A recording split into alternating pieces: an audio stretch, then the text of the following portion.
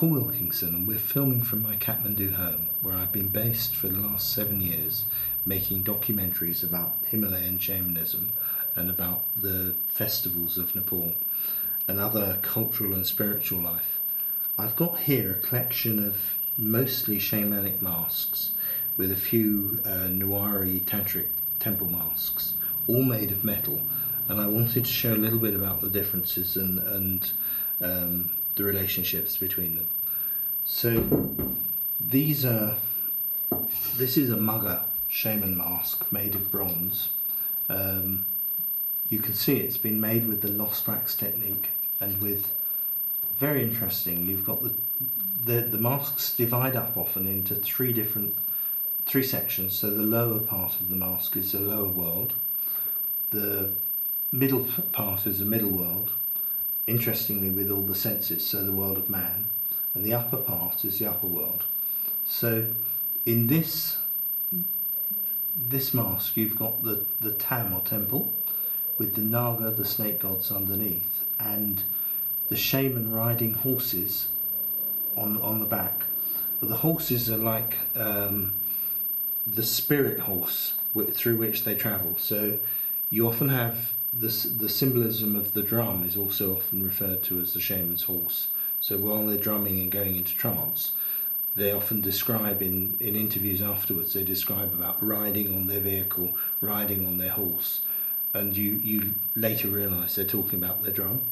So the tam has got this 3 levels, again for the triple world, and the doorway, which is like the entrance into the spiritual world. You've got a lot of tridents for Shiva, but also for past, present and future, and for the 3 channels inside the back, so related to Kundalini, and then the shaman figures either side. This is quite interesting, but the head is a bit like a sun disk. I've not seen that before. When you're looking at the shamanism, at the symbolism, you quite often have to unpick the relationships between the different things, because the same symbol in a different position or in a different relationship can mean something subtly different. So here's another metal mask of a tiger. Very interesting. It's quite rough, still made with the lost wax technique. You can see how they've built the mask up with little strips and then flattened it out and with a knife cut away into the wax. And then when they've poured the metal in, the metal has burnt the wax away. So every one of these is complete one-off. And then the decoration with the dots and so on is painted on with sort of mud and probably mixtures of herbs and often yogurt as well as given as an offering. And you can see that because it's done inside as well as outside. So the way they relate to the magical objects is very hands-on, very interactive. So they're given food, they might make an offering out of dough and place it here. They'll actually give them some of the gods alcohol or smoke for the spirits to be satisfied from the incense, and including the drums. The drums get given the offerings. They quite often get a boiled egg and they rub the boiled egg over the outside of the skin. So the relationship to the masks is very and to the other ritual objects is very hands-on. So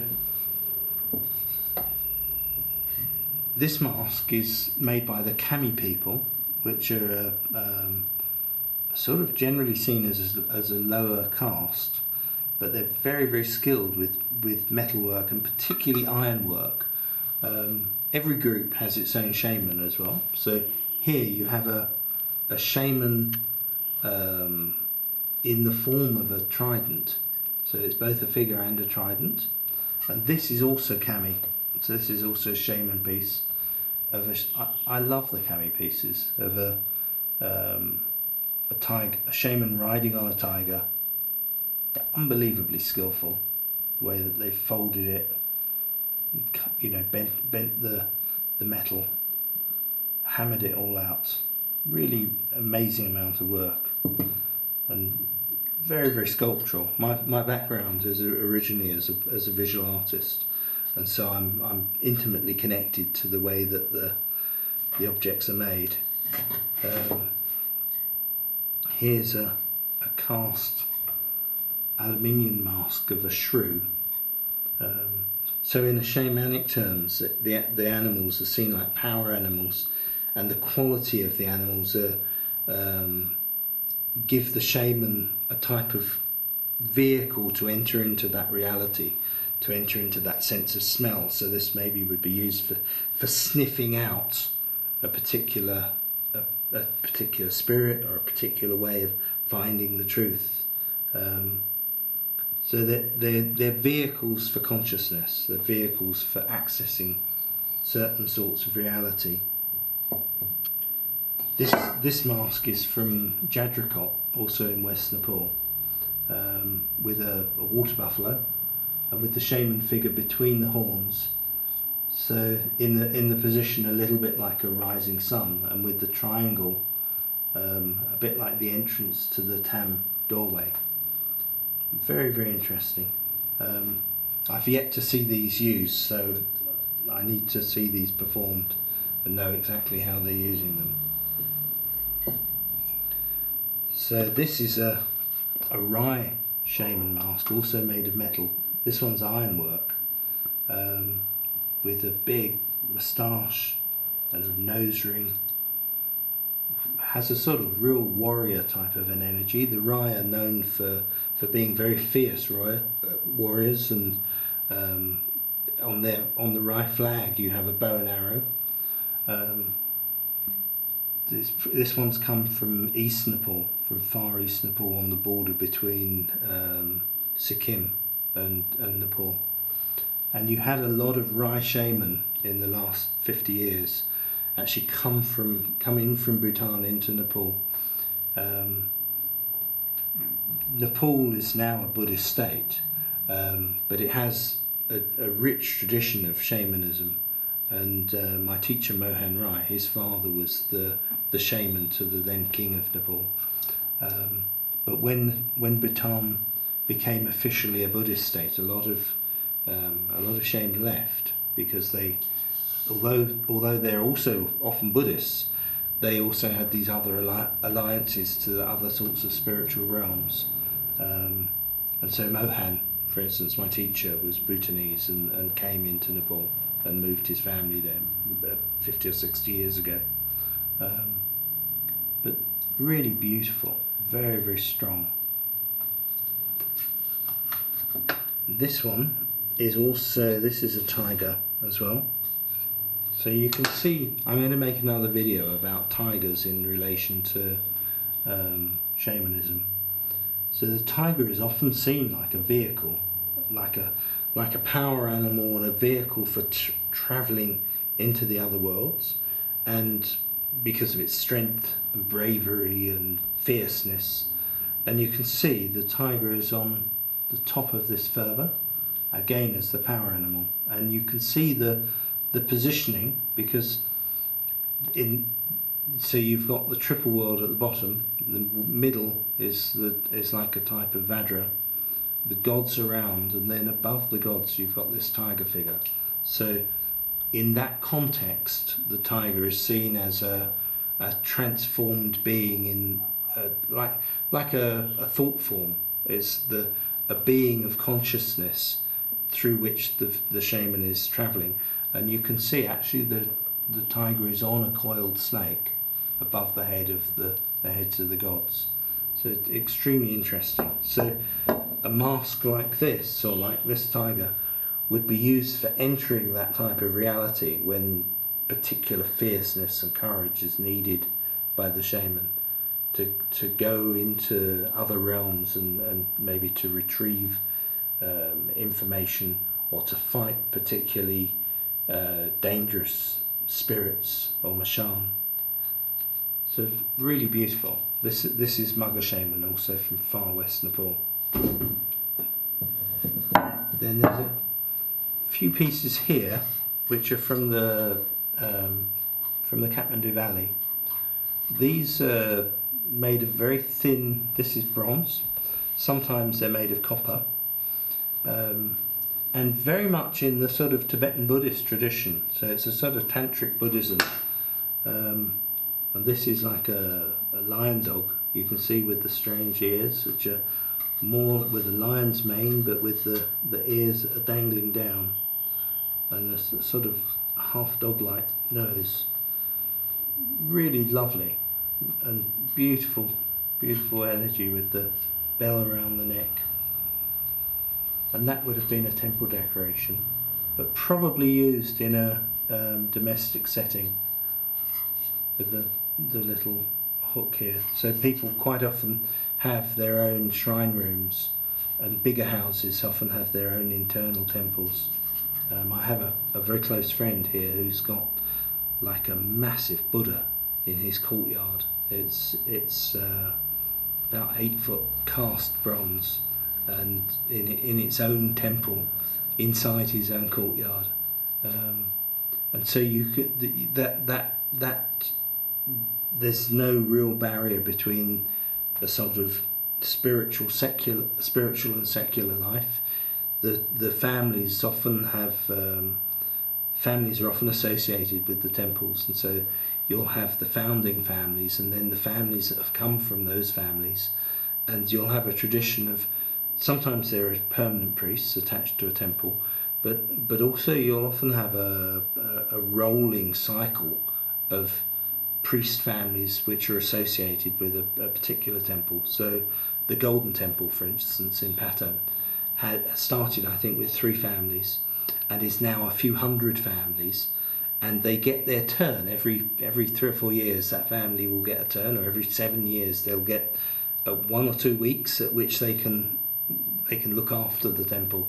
So they have to learn all the stuff, all the rituals associated with it, and the particular festivals that are coming, and the family tradition is kept.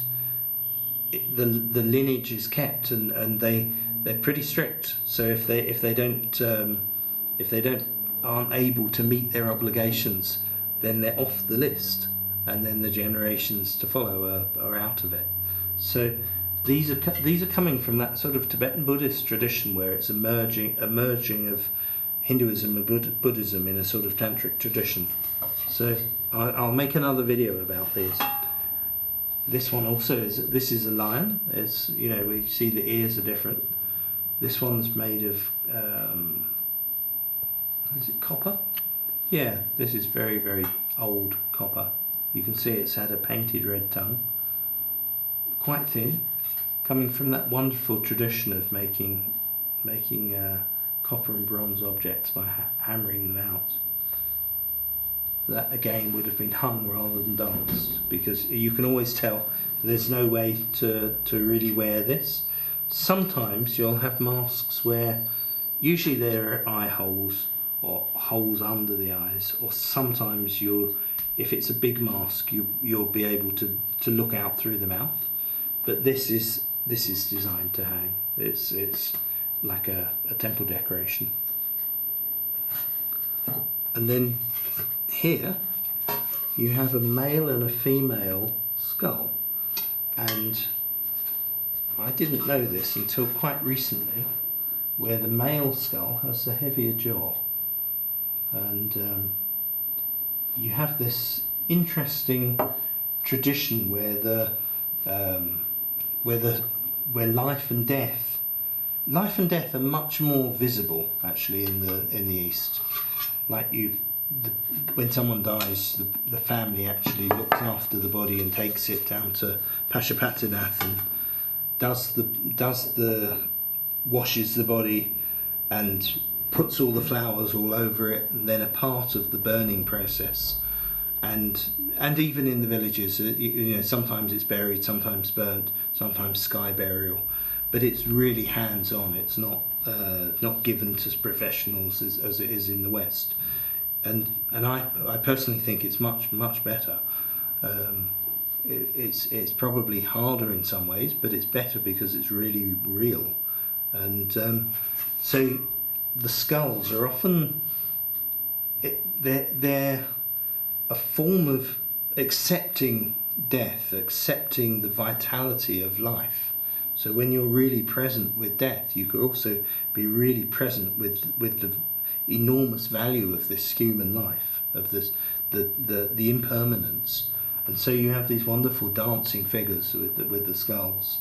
But again, this is coming through that that relationship to the tantric Buddhism from Tibet, but also from it's very, very present in Newari culture with a lot of their festivals actually have an element which is a celebration of the dead. So you have festivals like Mutia, where people will travel all over visiting all the temples in Patan, for instance, and a version of it in Kathmandu as well, where they'll have a big route through the centre and around hundreds of temples, visiting the temples, and then thousands of people on the streets with offerings and prayers, and people giving fruit juice and Coca-Cola and so on, and water. So there's hundreds of thousands of people involved in the circulation, and the festival that went is still actually going on, but the main day was a few days ago with the Cow Festival, where the dead are travelling on their last journey around the city. So you've got these big. It's called Gaya Jatra. You've got these big sort of palanquins with these figures, and you've got photographs of the dead, the recently dead from the year, looking out, and you have a mirror on the edge of it, and the dead are looking out through the mirror, saying a last goodbye to their community, and the community also saying a last goodbye to them. So you have a lot of that sort of acceptance of life and death in both in the shamanism, in the Buddhism, in the Hinduism, and in the sort of tantric life. That raw presentness is very, very much more alive and more part of the everyday consciousness than it is in the West. This is another bronze from West Nepal. It's lost one of the shaman figures. The praying figures are very like the Magar shaman figures, but I've not yet found what this tradition is. It could be Magar, or it could be another tribal group. Nepal has hundreds of tribal groups and hundreds of languages, and somehow they've all stayed separate. So although there's a relationship between them, and sometimes you get intercaste marriages, there's a lot of taboo against intercaste marriages and castes within the tribal groups as well. Sometimes it happens with modern life. It's becoming a lot more connected and integrated. But you can quite literally have you can have a festival going on which involves hundreds of temples, and the people in the street, one street away, don't know what's going on in the temple the next street away. They're involved in their community, in their micro community, and the thing that is going on literally 100 yards away, they're not connected with, and the overall picture often they're not connected with. And so when I started filming, most of my Nepali camera crew were Brahmin caste, and they hadn't gone to any of the Newari festivals. They hadn't gone to the Tamang festivals or the Rai festivals. It was all new to them. They went to their Brahmin festivals, and it's been nice because it's been like an awakening for them as well, to see the incredible richness of their culture overall and the interconnectedness. So I hope that was interesting and useful. I'm going to go into a lot more depth with these tantric masks, and more depth with some of the others like these from Nadrakot, when I get as I get more information. So do subscribe, do let me know if there's other videos you'd like to hear about. I'm making a whole series at the moment on shamanic ritual objects, other spiritual ritual objects, and on symbolic life as well, on the relationship between symbolism and the internal and external world. So thank you very much, and I'll see you at the next one.